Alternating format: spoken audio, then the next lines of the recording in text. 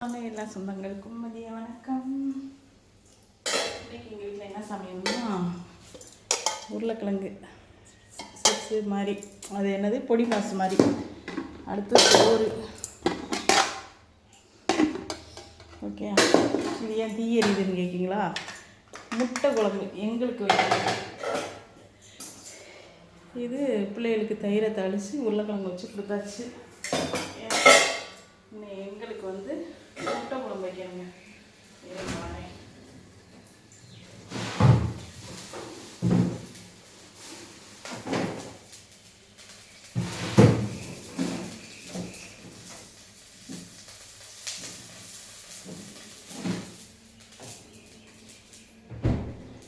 நான் எப்படி சிம்பிளாக முட்டை குழம்பு வைக்கிறேன்னு பாருங்கள். இதில் நிறையா தண்ணி இருக்கா, வத்துறதுக்கு வேணும். ஒரு 50 எண்ணெய் வரைக்கும் ஊற்றணும். ஓகே, ஊற்றுறதுக்கப்புறம் கொஞ்சம் கடுகு,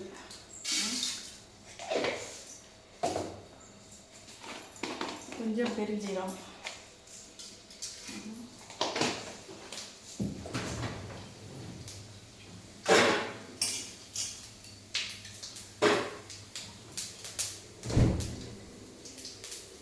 வெடிச்சதுக்கப்புறம் கொஞ்சம் கருவேப்பிலை,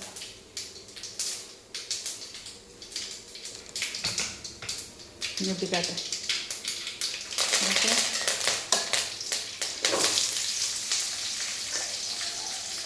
இப்போ அது வதங்கட்டும். 4 தக்காளி, 3 பச்சை மிளகாய் இதை இப்போ நறுக்கி எடுத்துக்கிறேன்.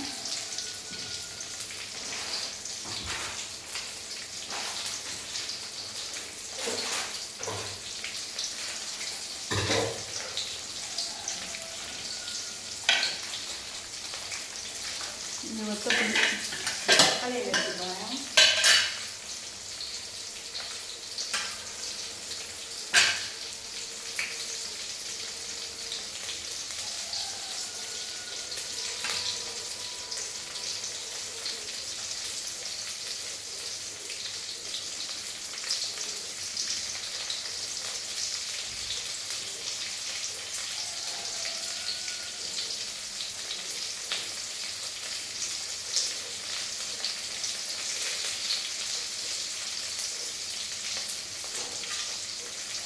தக்காளி 3 தான் போட்டு 1 எடுத்து வச்சிட்டேன். ஓகே,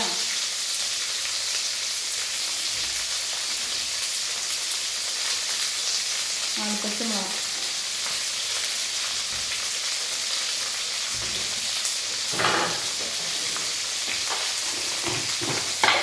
கொஞ்சோண்டு கல் உப்பு,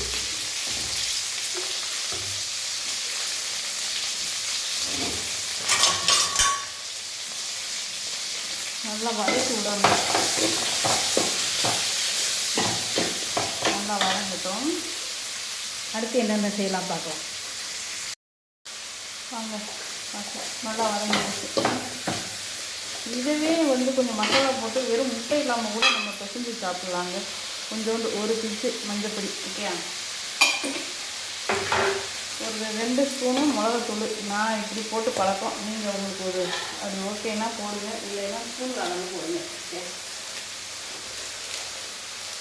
2 ஸ்பூன் போட்டிங்கன்னா 1.5 ஸ்பூனு தான் மல்லிப்பொடி போடணும். ஓகே, இப்போ இதை நல்லா வதக்கி விட்டுவாங்க. தண்ணி ஊற்றி அவ்வளோதான், கிளறி விட்டாச்சுங்க. இது இன்னும் நல்லா கொதிக்கணும். கொதிக்கவும் குறைச்சி வச்சுட்டு அதுக்கப்புறம் முட்டை வைக்கணும். வாங்க, கொதிக்குதா? இப்போ என்ன செய்யணும்னா தீயை குறைச்சி வச்சுட்டு முட்டையோட சுற்றணும்.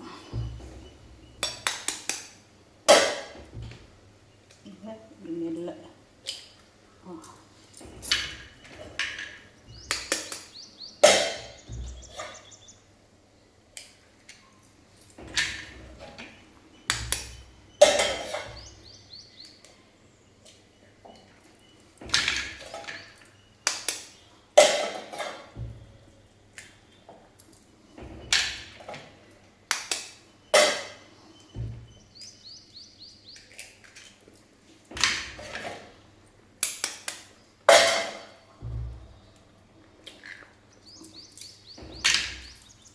வாங்க அடுத்து காட்டுறேன்.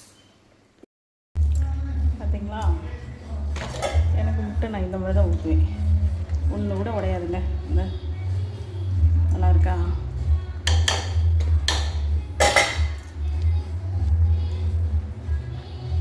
இது இருக்குது. இந்த வீடியோ பிடிச்சா லைக் பண்ணுங்கள், ஷேர் பண்ணுங்கள், சப்போர்ட் பண்ணுங்கள்.